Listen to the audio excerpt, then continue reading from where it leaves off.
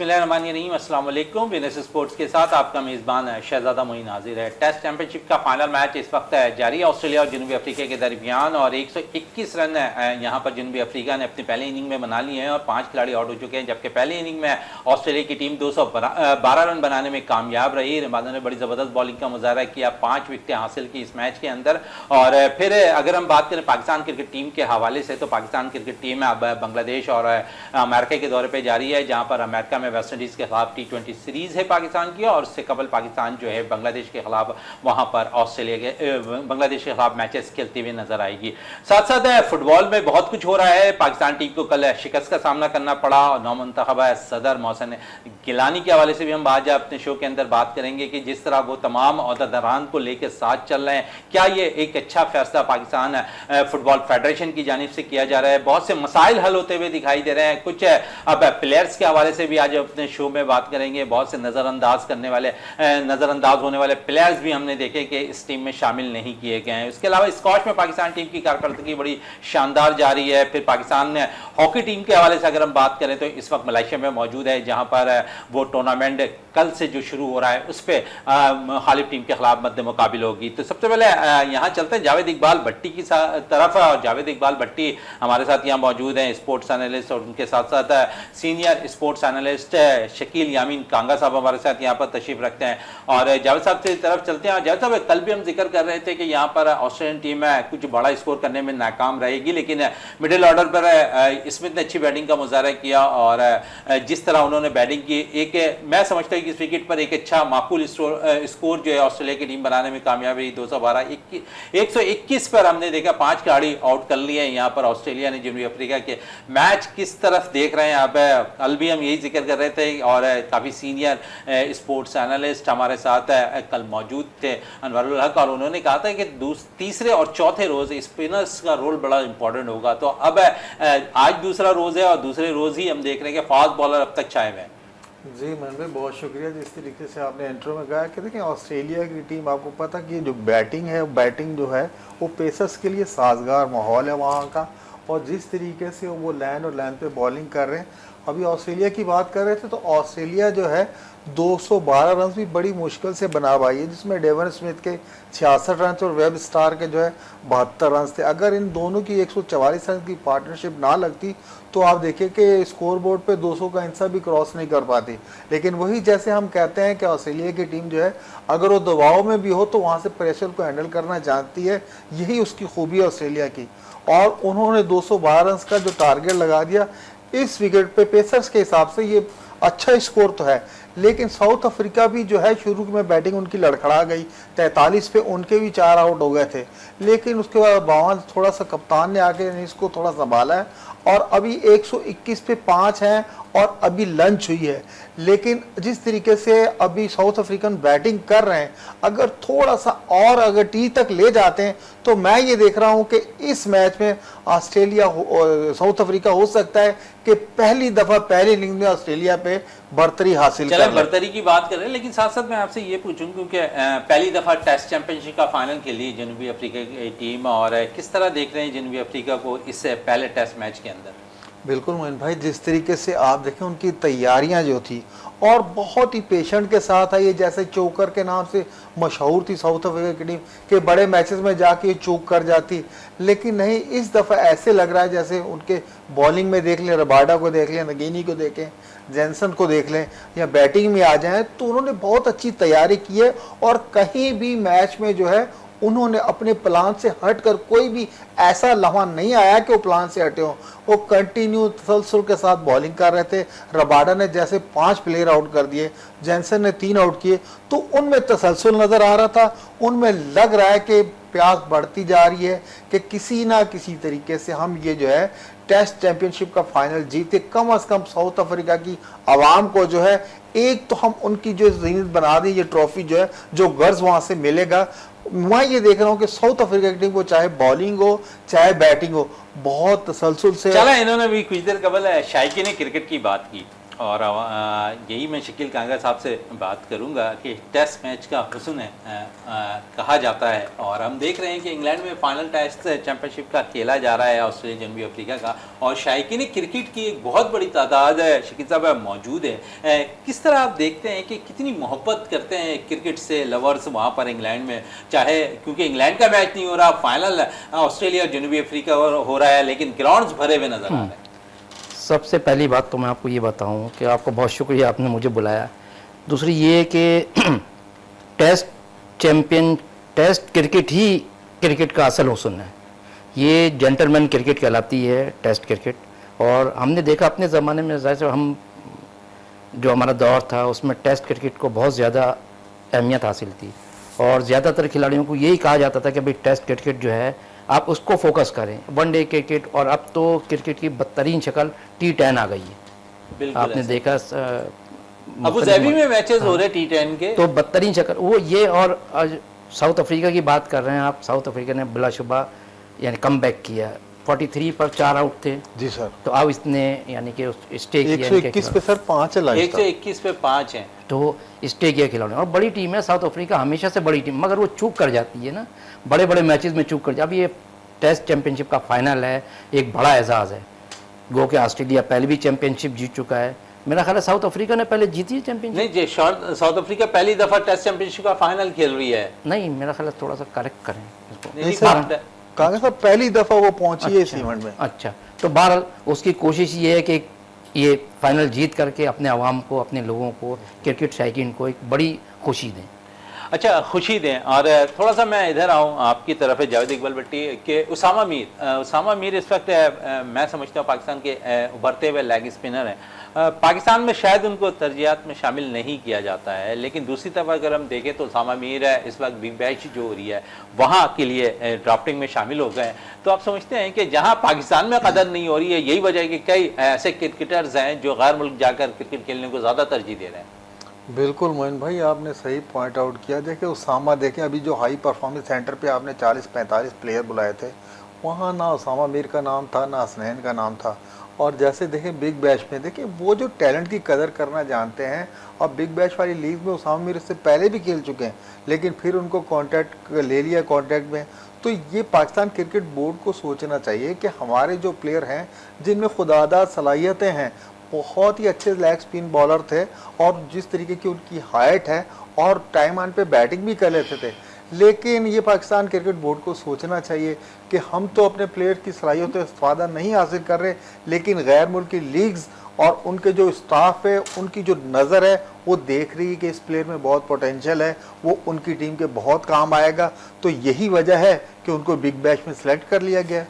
चले, यहाँ तो सिलेक्ट कर लिया गया, मजीद क्रिकेट पे और भी बात रहेगी, लेकिन शकील यामीन कांगा साहब जो है फुटबॉल को बहुत ज़्यादा फोकस करते हैं, बहुत ज़्यादा काम भी कर रहे होते हैं फुटबॉल के ऊपर, और कई फीफा वर्ल्ड कप कवर कर चुके हैं। शकील यामीन कांगा साहब AFC एशियन क्वालिफाइंग राउंड जारी है, पाकिस्तान को मेहमान के खिलाफ भी कल शिकस्त का सामना करना पड़ा है। क्या कहेंगे, क्या आप समझते हैं कि नौजवान खिलाड़ियों को यहाँ पर मौका मिल जाना चाहिए, क्योंकि अब हम समझते हैं कि 2-4 ऐसे प्लेयर्स हैं जिनके लिए अब ये बातें कही जा रही हैं कि उन्हें टीम में शामिल नहीं होना चाहिए था, लेकिन उसके बावजूद इस टीम में वो शामिल थे।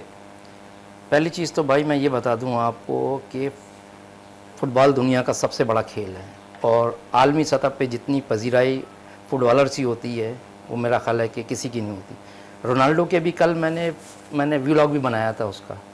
अब उसने यूएफा चैम्पियनशिप अपने मुल्क को जितवा कर एक तोहफ़ा दिया है, और ये एक बड़ा इवेंट था, बड़ी कामयाबी।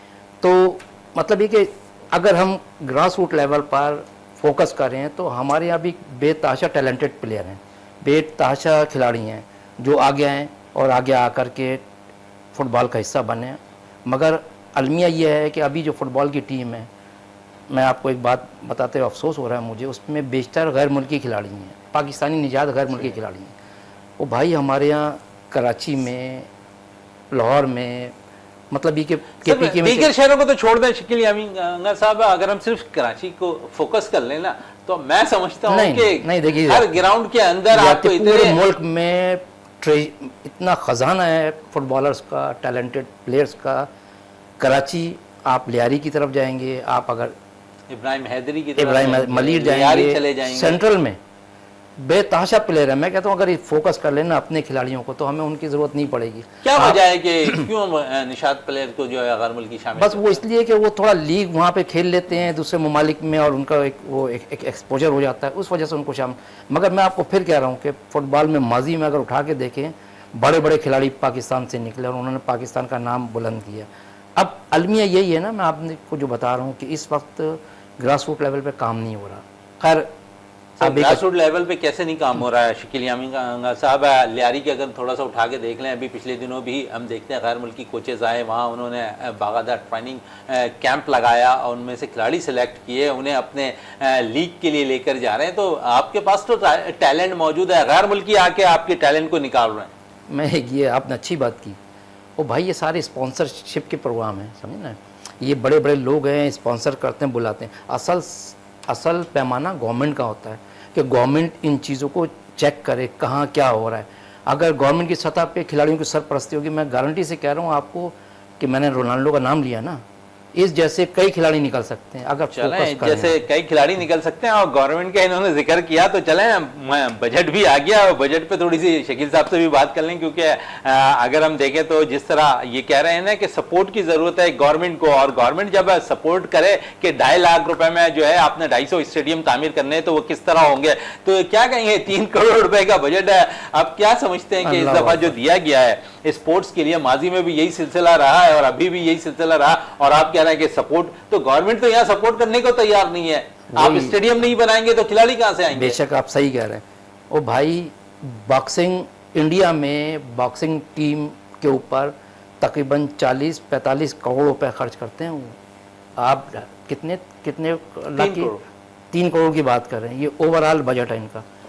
इतना फोकस करते हैं इंडिया पर खेलों में, जो हमारा बराबर नेबर कंट्री है ना हमारा, और इतनी उन्होंने नर्सरियाँ बनाई हुई हैं, बेताशा खिलाड़ी। तो ये तो कुछ भी नहीं है 3 करोड़ रुपए। 3 करोड़ रुपए तो ये हमारा ख्याल है कि ये सिंध स्पोर्ट्स डिपार्टमेंट है यही खा जाता होगा। चलें, बड़ी अच्छी बात की इन्होंने कि इस पे जो है सिलसिले को जारी भी रखना है, लेकिन खिलाड़ियों के लिए हेल्प आउट बहुत ज़्यादा ज़रूरी है। अगर गवर्नमेंट सतह से खिलाड़ियों की हेल्प आउट होगी तो यकीन अच्छे खिलाड़ी निकल कर भी सामने आएंगे। इस वक्त ब्रेक के लिए कहा जा रहा है, ब्रेक से वापस आते हैं तो गुफ्तगू को मज़ीद जारी रखते हैं।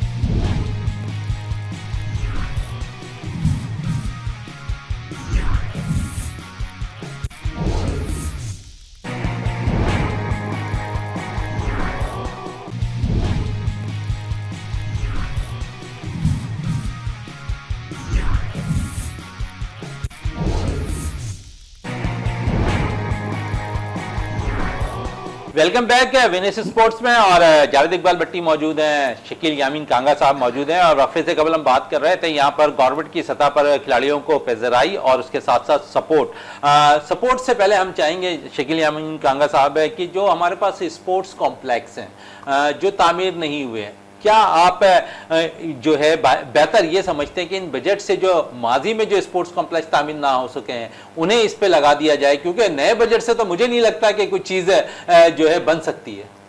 बिल्कुल, ये तो ऊँट के मुंह में जीरा है। 3 करोड़ रुपए में तो मेरा ख्याल है कि 120 गज का मकान खरीद कर आप बना सकते हैं। तो स्टेडियम तो फिर आपको पता है कि कितना बड़ा हजम है और कितना पैसा उसके ऊपर लगेगा, तो ये नामुमकिन है। क्योंकि मैंने कई ग्राउंड्स ऐसे देखे हैं शकील यामीन कांगा साहब जो 15 साल 17 साल से वीरान है। कुछ पैसे लगाए जरूर जाते हैं, अब जिस तरह बजट आया है ना, कुछ पैसे उस वक्त इन्वेस्ट हो जाएंगे, फिर काम को रोक दिया जाएगा। ये सिलसिला चल रहा है।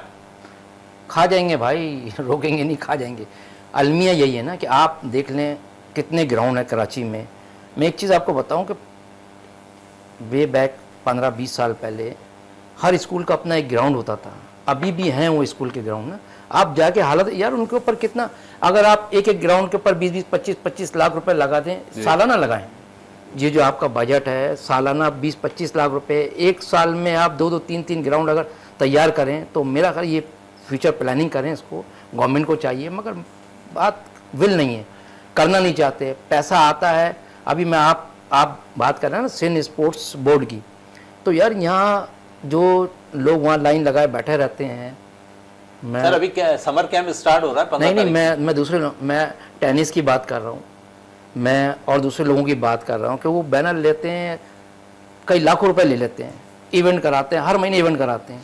बॉक्सिंग वाले भी शामिल हैं, टेनिस वाले भी शामिल हैं, हर महीने इवेंट कराते हैं और पैसे ठीक ठाक लेते हैं। उनसे ये पूछे कि यार ठीक है, सिंध गवर्नमेंट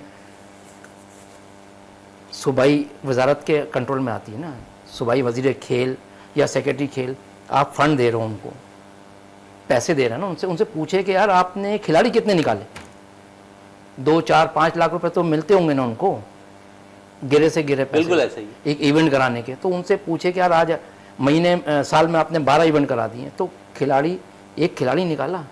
आज तक कोई नहीं कहेगा हाँ जी इस सतह पे टेनिस दुनिया का बड़ा खेल है, फुटबॉल के बाद दूसरा बड़ा खेल है, एक प्लेयर नहीं है उसमें हमारे कराची में। अच्छा, बड़ी बात है कि अकील खान एक ऐसे प्लेयर हैं, सामुल हक ऐसे प्लेयर रहे हैं, और अकील की अगर बात कर लो तो अकील भी तकरीबन 45-47 के होने वाले हैं, और इस वक्त मैं नहीं समझता कि उन जैसा कोई प्लेयर सामने आया। क्या वजह है? ये आपने टेनिस का भी जिक्र किया, तो यहाँ ये चीज़ों को आपको बड़े गहराई से सोचना पड़ेगा कि टेनिस के लिए आप अकील खान कब तक पाकिस्तान को रिप्रेजेंट करते रहेंगे, कब तक अपनी एनर्जी जो है सर्व करते रहेंगे। उन्होंने भी कई मैं देखता हूँ कि कैंप लगाए कुछ नौजवान खिलाड़ियों के लिए, उन्होंने बेहतर फैसला किया कि उनको हम उस कैंप से अच्छे निकाल कर लेकर आए। लेकिन बात वही रही कि अकील भी कुछ अरसे तक करते रहे और उसके बाद वो सिलसिला फिर थम गया, क्योंकि बात वही आ गई आखिर में जो शकील यामीन कांगा साहब कह रहे हैं कि सपोर्ट। और मैं समझता हूं कि अकील एक बात मैं बताऊं अकील खान के हवाले से, जाहिर से तो 45 साल उसकी एज है, अभी भी वो नेशनल चैंपियनशिप जीत रहा है। आपके पास खिलाड़ी नहीं है, आपके पास टैलेंट है, मगर आप उनको चूज़ नहीं करते, आप उनको लेकर के नहीं आते। 45 साल की उम्र में नेशनल चैंपियनशिप जीत रहा है यार, ये सोचे तो सही कि कहाँ ये खेल 14-15 साल की उम्र से शुरू होता है, 20 साल 25 साल, मेरा ख्याल है कि फिर 30 साल के बाद तो खिलाड़ी रिटायर हो जाते हैं। सबसे ज़्यादा एनर्जी इसी में, फिटनेस लेवल सबसे ज़्यादा इसी में देखा जाता है, इसी खेल के अंदर। बस जी यही अलमिया है ना, नहीं है ना, पैसे ले लेते हैं। और वनडे व्हाइट बॉल के लिए जावेद साहब अगर हम देखें तो इस वक्त टीम भी अनाउंस होने वाली है, और इस पर मैं थोड़ी सी बात आपसे करना चाहूँगा। कुछ सीनियर प्लेयर्स के भी अब सामने ज़राए से रिपोर्ट्स आ रही है कि बाबर आजम टीम में शामिल हो जाएंगे वनडे के अंदर, फिर साथ साथ शाहीन शाह आफरीदी, मोहम्मद रिजवान क्योंकि ऑलरेडी कप्तान है, तो कुछ नौजवान प्लेयर्स बाहर होंगे। तो आप समझते हैं कि उन्हें बाहर नहीं होना चाहिए, कम अज़ कम आप उन्हें वो 16 या 17 रुकनी स्क्वाड में रखना चाहिए, क्योंकि दोनों करीब आपके पास है ममालिक हैं। बिल्कुल मोइन भाई, पाकिस्तान क्रिकेट बोर्ड को चाहिए कि जैसे आपने पूल बनाया था और वहाँ से अब जो 40 प्लेयर्स में से आपने जो 15-17 रुकनी स्क्वाड का ऐलान कर रहा है, तो उनमें सीनियर्स ने ठीक है उन्होंने कम बैक करना है, रिजवान हो गया, बाबर, शाहीन, इन तीनों ने तो वापस आना। लेकिन जो ग्रूम हो रहे थे लड़के, जैसे हसन नवाज हो गया, आपको पता कि एक बिल्कुल नया एक टैलेंट उभर कर आया, आप उस पर एक स्टैम्प न लगा दे कि ये सिर्फ T20 का प्लेयर है। जब तक आप उनको अपने डग आउट में नहीं रखेंगे तो उनको आगे का एक्सपीरियंस कैसे आएगा। तो पाकिस्तान क्रिकेट बोर्ड को भी चाहिए कि ठीक है, सीनियर्स अगर 3 वापिस हो रहे हैं तो 3 प्लेयर जो उनकी जगह आएंगे, लेकिन उनको डग आउट में तो साथ रखना चाहिए, कम अज कम उनके साथ उनका तजर्बा शेयर करेंगे। और इन प्लेयर्स को देखें कब तक वो सीनियर्स खेलेंगे, आखिर तो इन्होंने जगह लेनी है। तो पाकिस्तान क्रिकेट बोर्ड को चाहिए कि इनको साथ लेकर चला जाए। चलें, साथ लेकर चला जाए, और इस पे ज़रूर बात भी रहेगी। लेकिन साथ साथ क्योंकि आज हुकूमत के हवाले से काफ़ी बातें हो रही हैं, और शकील यामीन कांगा साहब बड़े खुलकर बोलते हैं और आज भी बड़ा खुलकर बोल रहे हैं, और इन्होंने भी कुछ देर पहले जिक्र किया कि यहाँ पर हुकूमत की जानिब से पिज़राई नहीं मिल रही खिलाड़ियों को। और यही पिज़राई पे थोड़ी सी बात कर लें, और पाकिस्तान का एक होनहार बॉक्सर उस्मान वज़ीर के हवाले से मैं थोड़ा सा बात करना चाहूँगा आपसे। ये शकील यामीन कांगा साहब है, अब तक के जो इनामात की बरसात जो है ना लफ्जी चल रही है, हुकूमत की जानिब से इस बॉक्सर को कुछ नहीं मिला, तो आप यहाँ ये भी कहेंगे कि ये भी एक अलमिया है कि यहाँ लाखों रुपए किसी को दे दिए जाते हैं, और जो पाकिस्तान के सब्ज़ हिलाली परचम को इंटरनेशनली सतह पर फोकस किया हुआ होता है, उन्हें जो है पिज़राई नहीं मिल रही होती है। सही कह रहे हैं, ये भी अलमिया है। अब देखें ना, पाकिस्तान बॉक्सिंग, मैं बॉक्सिंग को भी कवर करता हूँ, पाकिस्तानी बॉक्सर्स की इस वक्त जो सूरत हाल है वो किसी से ढकी छुपी नहीं है। Boxing federation, Pakistan boxing federation जो जिसके अहदेदार पिछले 8-10 सालों से अपने ओहदों पर बराजमान है, उन्होंने, अलमिया ये है कि पिछले 1.5 साल 2 साल पहले पाकिस्तानी बॉक्सर जाते हैं और स्लिप हो जाते हैं। एक बड़ा स्कैंडल बना था, पिछले दिनों, जो पाकिस्तानी बॉक्सर स्लिप हो गए थे। अच्छा, वो तहकीकात चलती रही, होता रहा, अब वो बिल्कुल खड्डे में चला गया। अच्छा, एक चीज़ और मैं बताऊं, जो आपने उस्मान वज़ीर की बात की ना, उस्मान वज़ीर जैसे कई बॉक्सर हैं, किक बॉक्सर्स हैं, वो अपने तौर पर, अपने ऑन पर इंटरनेशनल मुकाबलों में शिरकत के लिए जाते हैं। गवर्नमेंट सपोर्ट नहीं करती उनको, वो अपने ऑन पर, अपने तौर पर शिरकत करने के लिए इवेंट जाते हैं टूर्नामेंट में इंटरनेशनली, और जीत कर भी आते हैं। और होना तो यही चाहिए कि भाई गवर्नमेंट, अभी पिछले दिनों एक बॉक्सर आया था, किक बॉक्सर, नाम क्या, चले वो पाकिस्तान को पिछले रिप्रेजेंट दिनों किया एक उसने। बॉक्सर, हाँ, किक बॉक्सर जीत करके आया यार। आप वो बॉक्सर जीत कर आया, इंटरनेशनल उसने इवेंट खेला, उसने मेडल लेकर के आ रहा, उसकी पजीराई के लिए कम अज़ कम स्पोर्ट डिपार्टमेंट को तो एक्टिव रहना चाहिए कि वो आ रहा है, फूलों का हार ही पहना दें उसको, जा करके आप कुछ पैसे उसकी इसी जरिए से हौसला लेकिन अफजाई होती इसमें है। दो कैटेगरीज नज़र आ रही है शकील यामीन कांगा साहब। अगर मैं थोड़ी सी बात करूं कि अभी हाल ही में आलिया सुमरो ने कारकर्दगी दिखाई, वो जीत कर आई, काफ़ी इनामात की बरसात रही उस पर, और एज ए फीमेल इनफरादी कारकर्दगी, हालांकि अगर देखें तो उसने नेशनल चैम्पियनशिप भी कभी नहीं खेली है, कभी जीती भी नहीं है, वो पाकिस्तान से बाहर जाती है, टाइटल जीत कर आ जाती है, इनामात की बरसात हो जाती है।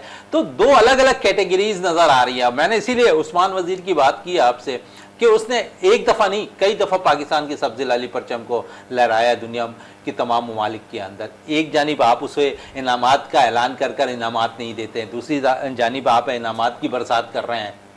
मैं यही तो आपसे कह रहा हूँ ना कि देखें, अब फेडरेशन कुछ नहीं कर रही है, करना तो फेडरेशन को चाहिए, उसको ओन करना चाहिए। हाँ, उस्मान वजीर जीत करके आया है, ये किक बॉक्सर जीत कर आया, तो इनको हौसला अफजाई की, और हौसला अफजाई के साथ साथ आप इनको ऑन करें। ऑन करेंगे तो उसको वो कहेगा कि हाँ ठीक है जी, मैं आपकी तरफ से, मुल्क की तरफ से मुल्क को रिप्रेजेंट करूँगा। हालांकि वो जाके मुल्क को रिप्रेजेंट कर रहा है, मगर आप इसको डिसऑन कर रहे हैं।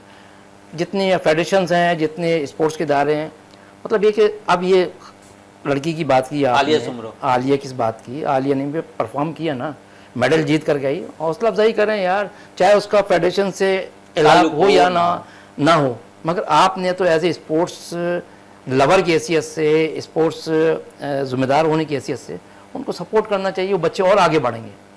आप तो कुछ कर नहीं रहे हैं, जो अपने तौर पे कर रहे हैं उनको भी आप नज़रअंदाज कर रहे हैं। चलें उनको भी नज़रअंदाज करें। जाहिद गलबट्टी, अब क्योंकि सीनियर जूनियर का मिलाप हो रहा है, और वेस्ट इंडीज़ के ख़िलाफ़ ऑस्ट्रेलिया, और साथ साथ हम वेस्ट इंडीज़ के ख़िलाफ़ और बांग्लादेश के ख़िलाफ़ सीरीज़ भी खेलेंगे, कैसा देखेंगे इस टीम को? क्योंकि रद्द-बदल हो गई तो यकीनन वनडे के कप्तान मोहम्मद रिजवान के लिए कुछ मुश्किलात बढ़ती दिखाई दे रही हैं। ख़बरें ये आ रही हैं कि जो वाइट बॉल है उसके लिए रिजर्व विकेट कीपर के तौर पर रोहिल नज़ीर को भी शामिल किया जाएगा। तो आप समझ रहे हैं कि यहाँ पर थोड़ा सा प्रेशर आया हुआ है मोहम्मद रिजवान पे भी।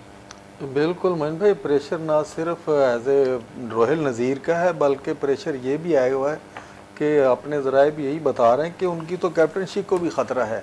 जिस तरीके से वाइट बॉल का आपने आगा सलमान को बना दिया T20 का, तो ऐसा भी सुनने में आ रहा है कि हो सकता है दोनों फार्मेट जो है वो दे दी जाए आगा सलमान को।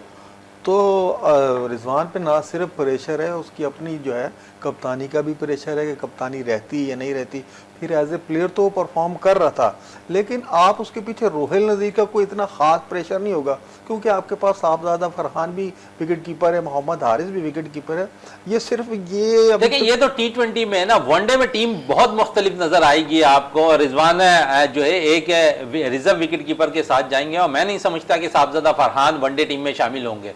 मोइन भाई देखें, अभी 2 से 3 जो प्लेयर है ना, उन्होंने सिर्फ इसमें चेंज होना, ज़्यादा कोई चेंजिंग नहीं होगी वनडे टीम में।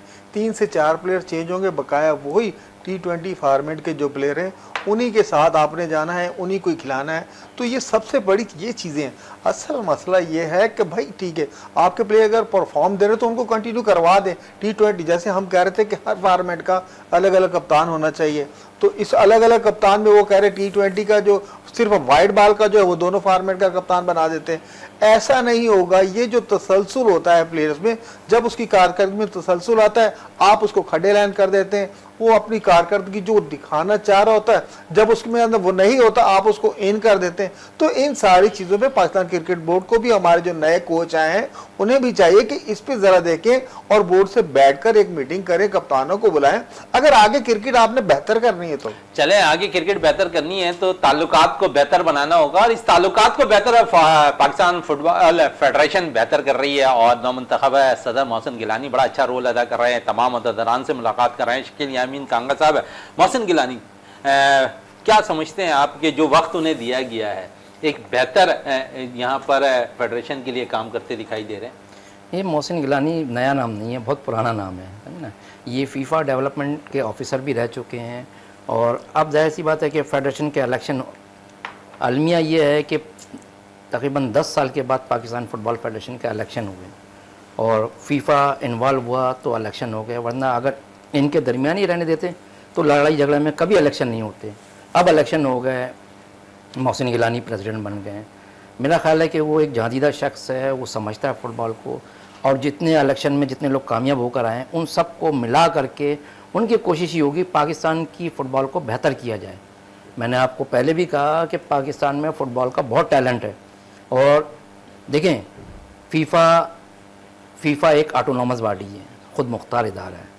आपने मुतअद्दिद बार पाकिस्तानी फ़ुटबॉल पर जो है शब खून मारा, कभी कोई आया कभी कोई आया, मगर अब जेन्युइन लोग, मैं समझता हूँ कसूरवार कौन था? मैं समझता हूँ यार सारे हमारे ही लोग थे। ये जो देखे ना, फैसल सवाल हयात ने इलेक्शन कराए 2015 में, तो उनके साथी क्या कहते हैं उनको, जो दाएँ बाएँ होते हैं, उन्होंने इख्तलाफ किया और एक अजीब एक सिलसिला शुरू कर दिया, एक जंग शुरू हो गई।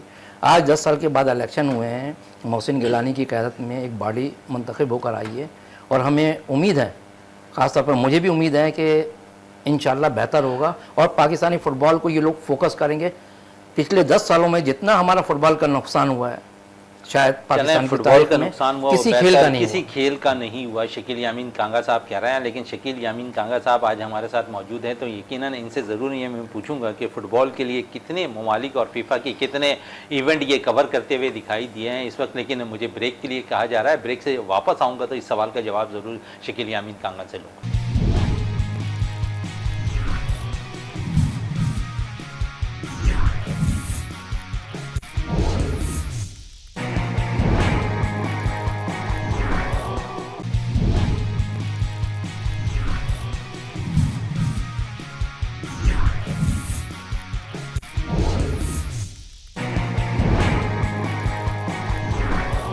Welcome back. और वक्फे से कबल हम बात कर रहे थे यहाँ पर शकील यामीन कांगा के हवाले से, और इनके हवाले से यही बात चल रही थी कि इन्होंने कई फीफा के वर्ल्ड कप कवर किए हैं। क्या कहेंगे, कितने एक्सपीरियंस रहा है आपको शकील यामीन कांगा साहब फुटबॉल में आपका?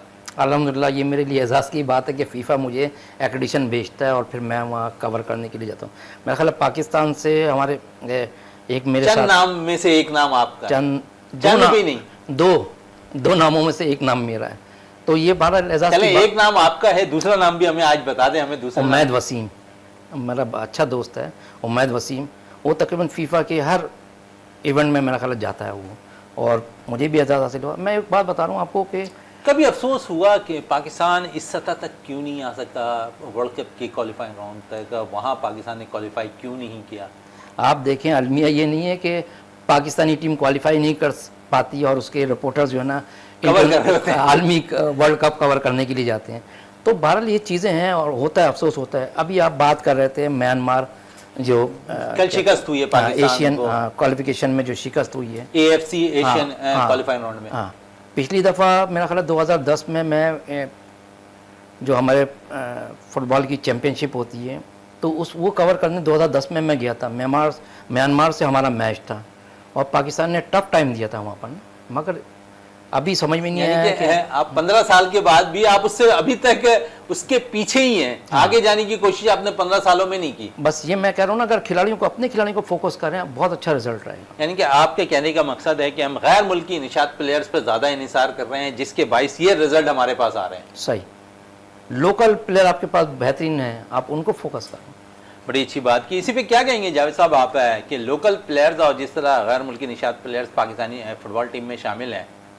बिल्कुल मोइन भाई, अक्सर बेशतर हम यही देखते हैं कि गैर मुल्क निसात जो है उन्हीं को ला के आप टीम में एडजस्ट कर देते हैं। और फुटबॉल फेडरेशन का तो ये हाल था इससे पहले कि वो गिने चुने चेहरे, उनकी उम्रें भी 40 से ऊपर हो गई हैं, वही प्लेयर, जैसे अभी कांगा साहब ने कहा था, वो चाहे स्क्वैश हो, वॉलीबॉल हो, हॉकी हो, और टेनिस हो, हम ये देखते हैं कि अक्सर व बेशतर वही ओवर एज प्लेयर जो ना हर टूर्नामेंट में वही नजर आते हैं। ये जैसे बता रहे हैं कि हर महीने कोई ना कोई इवेंट करा के वो गवर्नमेंट से तो पैसे ले रहे हैं, प्लेयर उन्होंने आज तक कोई नहीं निकाल कर दिया। और मैंने भी अक्सर व बेशतर कवर किया, जाकर देखा है वही सनासा से चेहरे होते हैं, वो चाहे हॉकी का मैच हो रहा हो, चाहे फुटबॉल का या वॉलीबॉल का।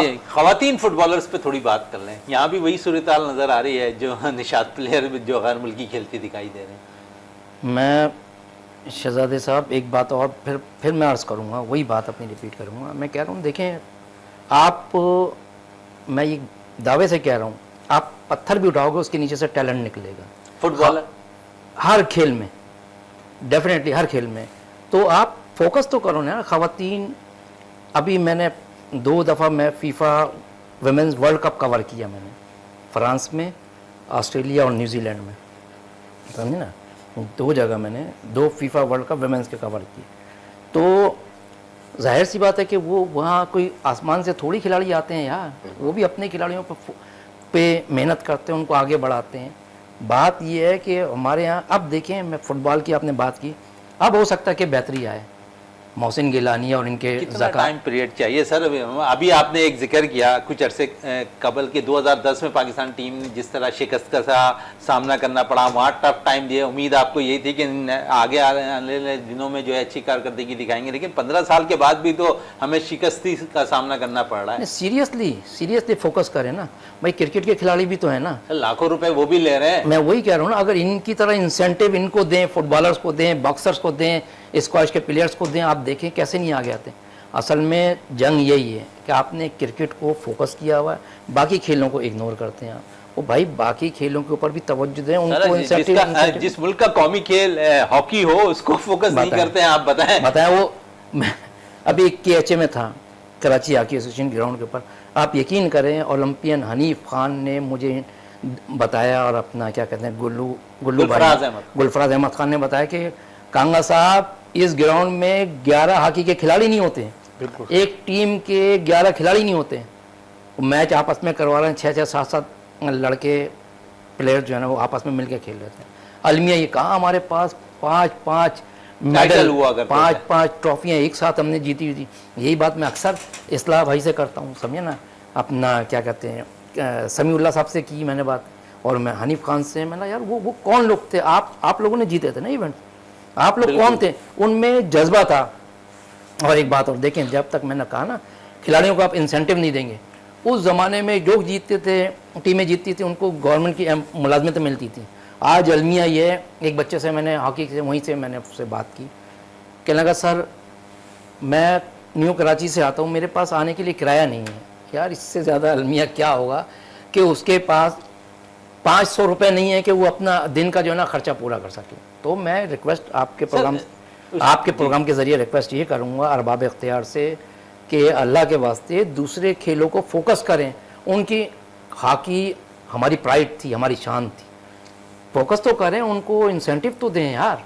बड़ी अच्छी बात की, इंसेंटिव तो देते हुए नज़र आए। और लेकिन हॉकी जहाँ पर हम सिलसिले को जारी रखते हैं यहाँ पर शकील यामीन कांगा साहब, लेकिन अलमिया ये है कि जो हमारे ओलंपियंस हैं ना वो भी मेहनत करते हुए दिखाई नहीं। आपने एक हनीफ खान का जिक्र किया, आपको हमेशा वो KHA हॉकी स्टेडियम जो स्पोर्ट्स कॉम्प्लेक्स है वहाँ नज़र आएंगे, लेकिन बात वही है कि वहाँ से भी कितने बच्चे निकाल लें।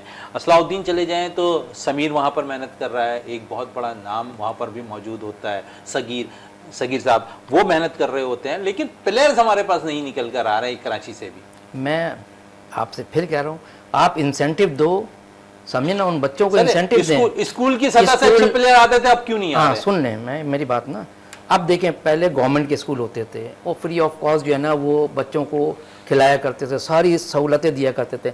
अब 120 गज के मकान में स्कूल खुला हुआ, ओ भाई वहाँ खेलने की कहाँ जगह है, क्या चीज़ें हैं? सर ये डिपार्टमेंटल जो टीमें थी ये जो ख़त्म कर दी, इसका भी असर पड़ा? बिल्कुल पड़ा है। डिपार्टमेंट जाहिर से डिपार्टमेंट में एक उनको मतलब एक आसरा था कि रोजगार तो है हमारा। अब तो डिपार्टमेंट स्टार्ट हो गए।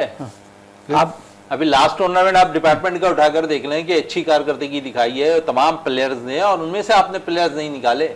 ये बस ये अलमिया है ना। अभी जो पाकिस्तान हॉकी फेडरेशन ने टीम अनाउंस की जो इस वक्त जो है मलेशिया में मौजूद है, उसमें भी मैं नहीं समझता कि उसमें वो प्लेयर्स शामिल किए गए हैं जो नेशनल चैंपियनशिप जो से कुछ दिन कबल जो है मुनक्किद हुई थी, उनमें से जो अच्छे जो खिलाड़ी थे वो भी, उनका भी इंतखाब नहीं हुआ। तो ये भी तो एक अलमिया है कि सिलेक्शन जो है म्यार जो है उसका भी हम समझते हैं कि इस वक्त म्यार बेहतर नहीं है, फोकस नहीं किया जा रहा। मैं सीधी बात आपको बता रहा हूँ, अगर खेलों को फोकस किया जाए ना, मैं आपसे बार बार मुतअद्दिद बार कह चुका हूँ, बल्कि लिखता रहा हूँ, कहता रहा हूँ लोगों से कि यार हमारे यहाँ हीरे हैं, ये स्पोर्ट्स, इतना स्पोर्ट्स का ज़ख़ीरा है, आप तवज्जो तो दो।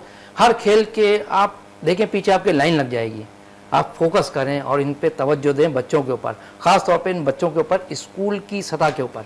स्कूल से ये टैलेंट निकलता है और फिर बतदरीज आगे जाता है। चलें, स्कूल की सतह से टैलेंट निकालने की ज़रूरत है, लेकिन स्कूल की सतह से किस तरह निकलेगा जब स्कूल में ही हम समझते हैं कि हॉकी को जो है फोकियत नहीं दी जा रही। हम देखते हैं कि तमाम ही खेल स्कूल में मुनक्किद होते हैं स्पोर्ट्स गाले के अंदर, लेकिन हॉकी उसमें शामिल नहीं होता। नेशनल गेम्स क्या आगाज़ होने वाला है, और अगर हम दिसंबर में बात करेंगे जहाँ पर 6 से 13 दिसंबर तक 18 साल के बाद कराची में नेशनल गेम्स मुनक्किद होंगे, क्या कहेंगे इस नेशनल गेम्स के हवाले से? तवील अरसे के बाद जो है शहर कायद को ये मेज़बानी मिली है। अभी पिछले दिनों ऐलान किया गया था, फिर इसको पोस्टपोन किया गया। मैं क्या ये कह रहा हूँ, अगर इवेंट्स होते रहे, बड़े इवेंट्स, तो होटल्स भी बुक हो गए थे, सब कुछ हुआ था ना। फिर वही बात है, यही बताया गया कि गर्मी की शिद्दत बहुत ज़्यादा है। नहीं, ये तो उनको पता नहीं था कि मई में जून में गर्मी होगी, तो उनको रखने की ज़रूरत ही नहीं थी। बहरहाल ये एक प्लान के तहत होता है सारा, समझे ना। मैंने बोला अगर ये लोग स्पोर्ट्स इदारों में काम करने वाले, स्पोर्ट्स से रेलिवेंट लोग सिंसियर हो जाए ना, तो ये हमारे सारे दिलदर दूर हो जाएंगे खेलों के। हमारे यहाँ आप नेशनल गेम्स की बात कर रहा हूँ, गेम्स बिल्कुल होने चाहिए, और आप देखिएगा उसमें टैलेंटेड खिलाड़ी आते हैं। अब फ़र्ज़ आपका ये होता है उनमें से अच्छे अच्छे खिलाड़ी निकालें, समझे ना, चूज़ करें उनको, तो इसी तरीके से खिलाड़ी आगे बढ़ सकते हैं। चलें, इसी तरीके से खिलाड़ी आगे निकलते हुए दिखाई देंगे। जावेद इकबाल भट्टी साहब आपका बहुत बहुत शुक्रिया, शकील यामीन कांगा साहब आपका बहुत बहुत शुक्रिया। प्रोग्राम का अख्ताम करते हैं इस दुआ के साथ कि पाकिस्तान में खेल और खिलाड़ी तरक्की करते रहें और पाकिस्तान का सब जिलाली परचम दुनिया भर में रोशन रहे। इसी के साथ अपने मेज़बान शहजादा मुल्क में इजाज़त दें। पाकिस्तान जिंदाबाद।